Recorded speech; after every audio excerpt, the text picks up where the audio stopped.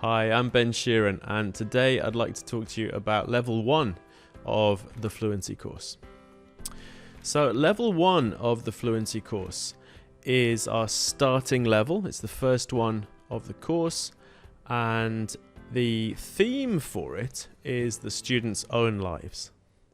So it focuses on helping the students get better at talking about themselves so they can explain who they are, where they live, what their family is like, what school they go to, what club they're in, what they like, what they dislike, what they do, and so on. It's basically my everyday life.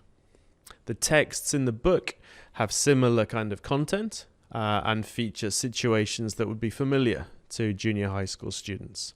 Going shopping, going to school, doing club activities, going on a school trip, etc., etc. So it's very familiar kind of content.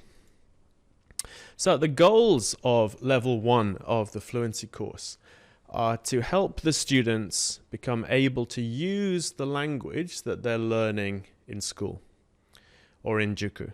So our premise is that junior high school students in Japan are not only coming to our school to learn English, they're learning English at school, and then quite possibly they're going to a Juku as well to study more English. So after studying English for 3, 4, 5 hours a week, the last thing they need when they come to us is more study. So instead, we see the Fluency course as more like a sports training practice. So the students come in and they do their drills. They come in, they practice. So there's a lot of repetition in the Fluency course. Most of our activities emphasize doing the same thing over and over and over again until they become proficient. Now, obviously, doing the same thing exactly over and over again is extremely boring. So a lot of the Fluency course is kind of tweaking activities so that students don't get bored and still get that kind of muscle memory repetitive training in their classes. So that's basically the goals. We want students to become comfortable speaking and by extension listening, because anything that they can ask questions about and answer, they're going to be able to catch when they hear it. We want students to become comfortable reading. So at the beginning of the course, we start with very short texts, only 45 words long.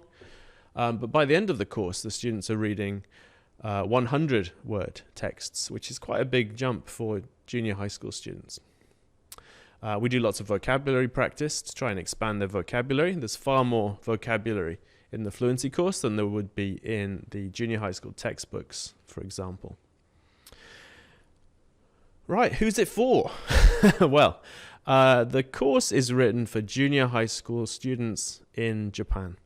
So it's not aimed at returnee students who might have studied English or learned English by living in an English-speaking country.